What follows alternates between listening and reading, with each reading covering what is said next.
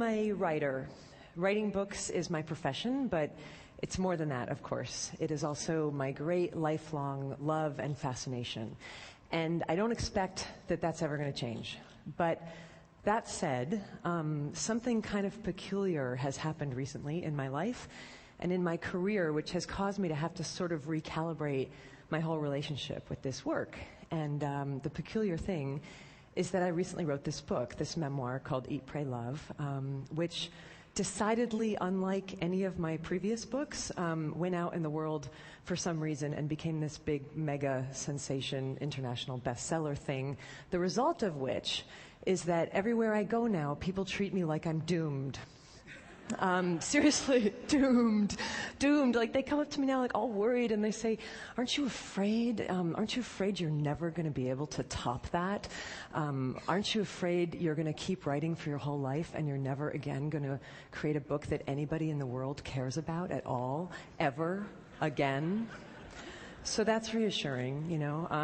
But it would be worse, except for that I happen to remember that over 20 years ago, when I first started telling people when I was a teenager that I wanted to be a writer, I was met with this same kind of sort of fear-based reaction, and people would say, aren't you afraid you're never going to have any success? Aren't you afraid the humiliation of rejection will kill you? Aren't you afraid that you're going to work your whole life at this craft and nothing's ever going to come of it and you're going to die on a scrap heap of broken dreams with your mouth filled with bitter ash of failure?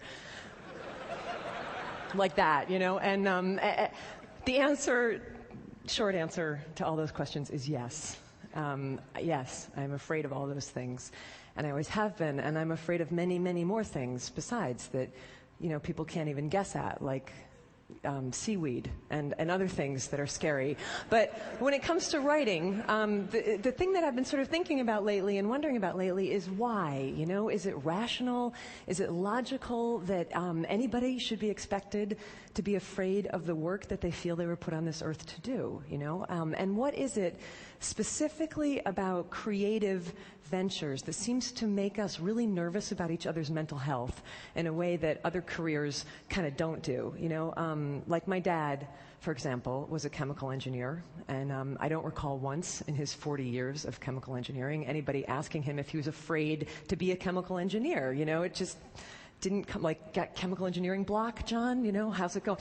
And it just didn't come up like that, you know? But to be fair, right, chemical engineers as a group, you know, haven't really earned a reputation over the centuries for being alcoholic manic depressives. And we writers, you know, we kind of do have that reputation. And not just writers, but creative people across all genres, it seems, have this reputation for being enormously mentally unstable. And, you know, all you have to do is look at the very grim death count in the 20th century alone of really magnificent creative minds who died young and often at their own hands, you know. And even the ones who didn't literally commit suicide seem to be really undone by their gifts, you know. Norman Mailer, just before he died, last interview, he said, "Every one of my books has killed me a little more."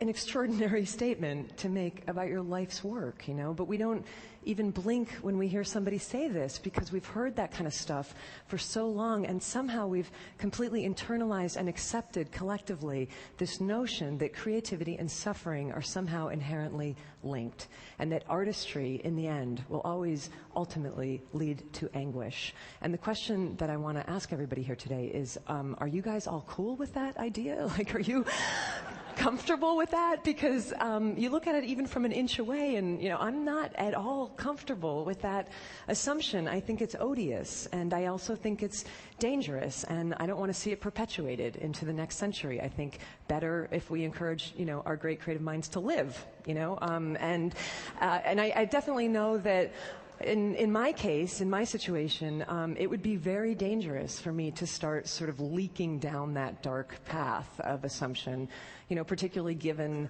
the circumstance that I'm in right now in my career, which is, you know, like, check it out. I'm pretty young. I'm only about 40 years old. I still have maybe another 4 decades of work left in me. And it's exceedingly likely that anything I write from this point forward is going to be judged by the world as the work that came after the freakish success of my last book, right? I should just put it bluntly, because we're all sort of friends here now, it's exceedingly likely that my greatest success is behind me. So Jesus, what a thought, like that's the kind of thought that could lead a person to start drinking gin at 9 o'clock in the morning. And I don't want to go there. I would prefer to keep doing this work that I love. And so the question becomes how, and so it seems to me upon a lot of reflection that the way that I have to work now in order to continue writing is that I have to create some sort of protective psychological construct, right? I have to sort of find some way to have a safe distance, between me as I am writing and my very natural anxiety about what the reaction to that writing is going to be from now on.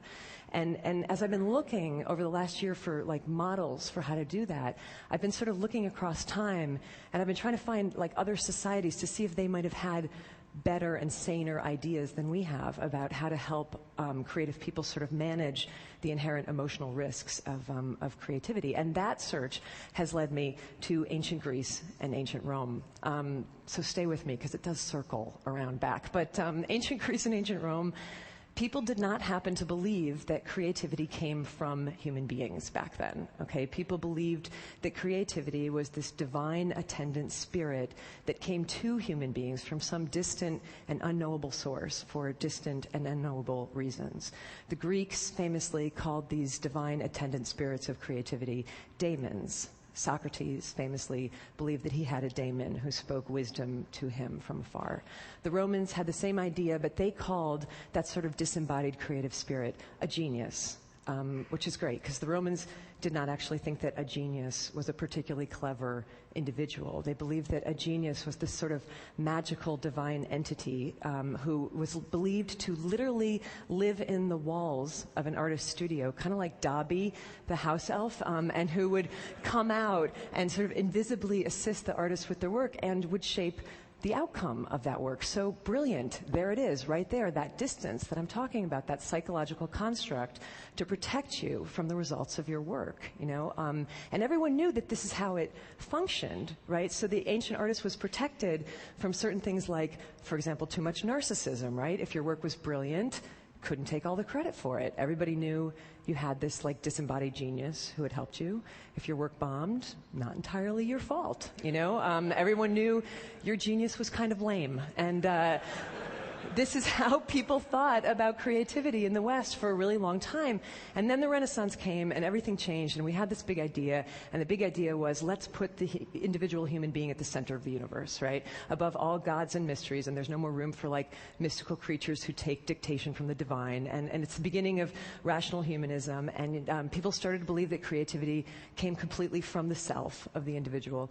And for the first time in history, you start to hear people referring to this or that artist as being a genius rather than having a genius. And I got to tell you, I think that was a huge error.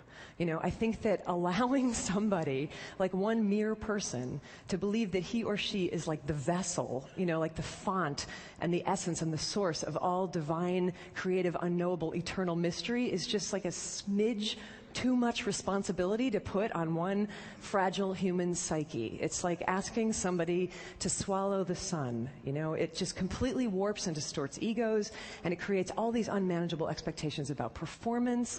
And I think the pressure of that has been killing off our artists for the last 500 years. And if this is true, and I think it is true, the question becomes, what now? Can we do this differently? Maybe go back to some more ancient understanding about the relationship between humans and the creative mystery. Maybe not. Maybe we can't just erase 500 years of rational humanistic thought in one 18-minute speech.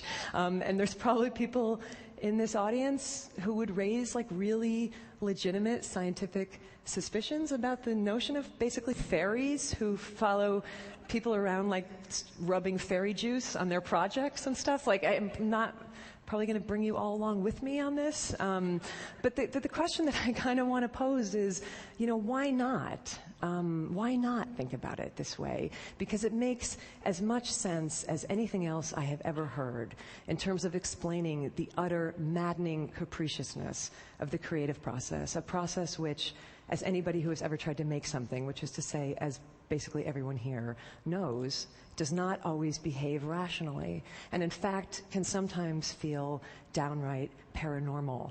I had this encounter recently where I met the extraordinary American poet Ruth Stone, who's now in her 90s, but she's been a poet her entire life, and she told me that when she was growing up in rural Virginia, she would be out working in the fields, and she said she would like feel and hear a poem coming at her from over the landscape, and she said it was like a thunderous train of air, and it would come barreling down at her over the landscape, and when she felt it coming, because it would like shake the earth under her feet, she knew that she had only one thing to do at that point, and that was to, in her words, run like hell. And she would like run like hell to the house, and she'd be getting chased by this poem, and the whole deal was that she had to get to a piece of paper and a pencil fast enough so that when it thundered through her, she could collect it and grab it on the page. And other times she wouldn't be fast enough, so she'd be like running and running and running, and she wouldn't get to the house, and the poem would like barrel through her, and she would miss it. And she said it would continue on across the landscape, looking, as she put it, for another poet.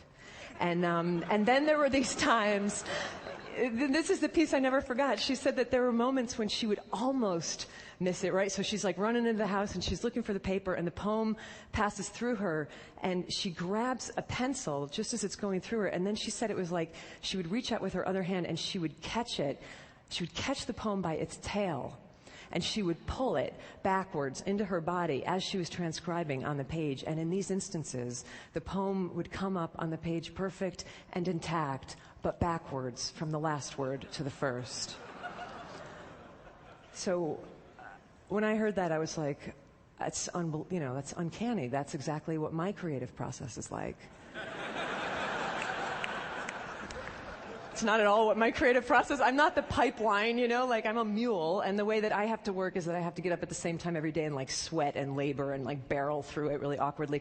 But even I, in my mulishness, even I have brushed up against that thing, at times. And I would imagine that a lot of you have too. Like even I have had work or ideas come through me from a source that I honestly cannot identify. And what is that thing? And how are we to relate to it in a way that will not make us lose our minds, but in fact might actually keep us sane? And for me, the best contemporary example that I have of how to do that is the musician Tom Waits, who I got to interview several years ago on a magazine assignment. And we were talking about this. And, Tom, for most of his life, he was pretty much the embodiment of the tormented contemporary modern artist, like trying to control and manage and dominate these sort of uncontrollable creative impulses, that were totally internalized. But then he got older and he got calmer. And one day he was driving down the freeway in Los Angeles, he told me, and this is when it all changed for him.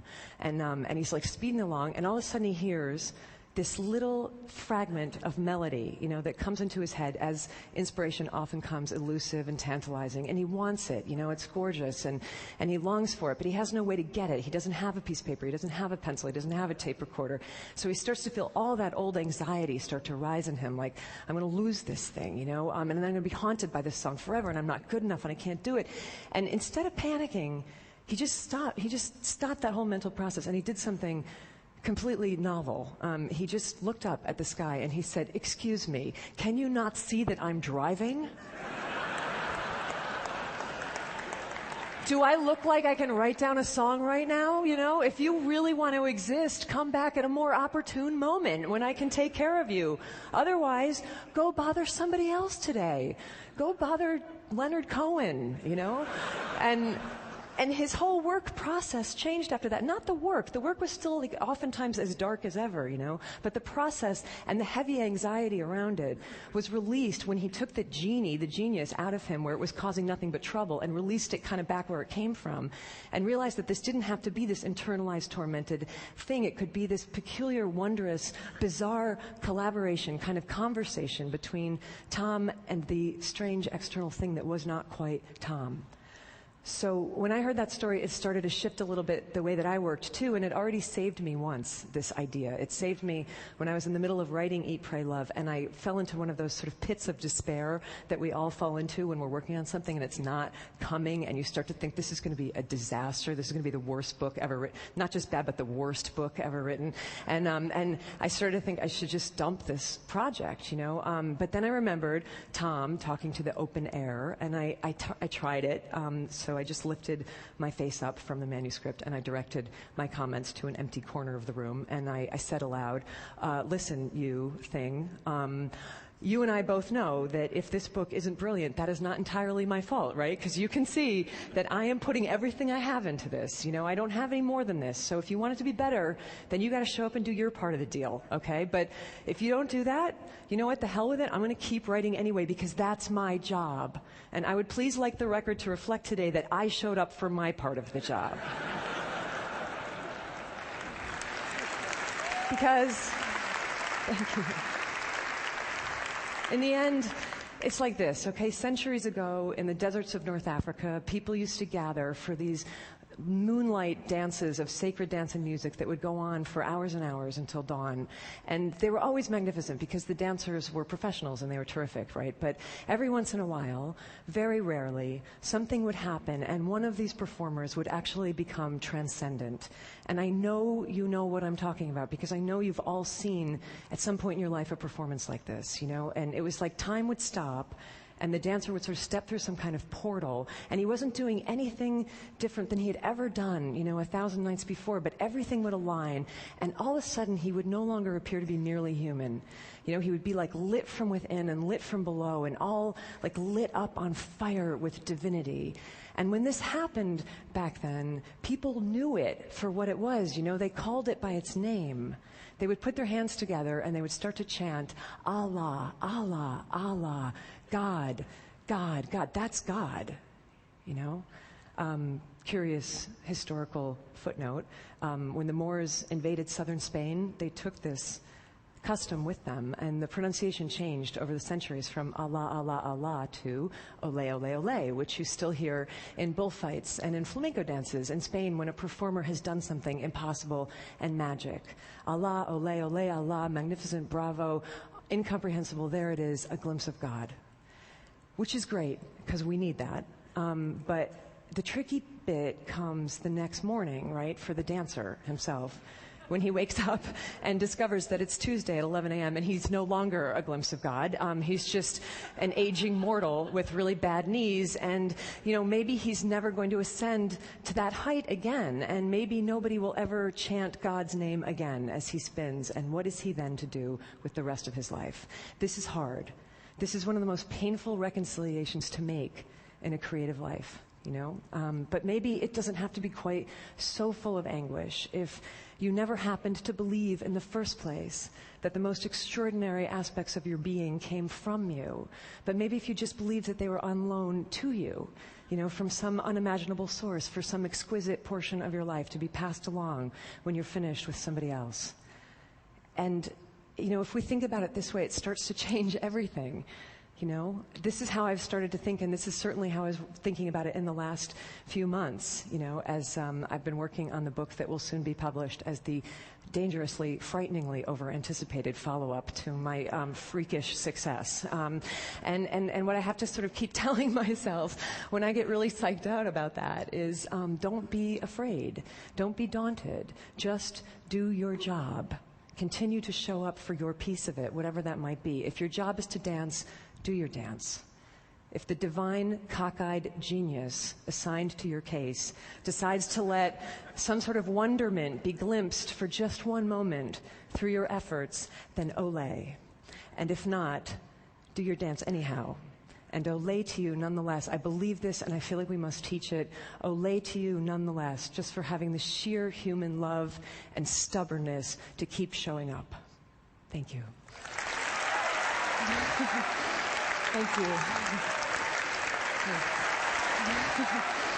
Thank you. Thank you.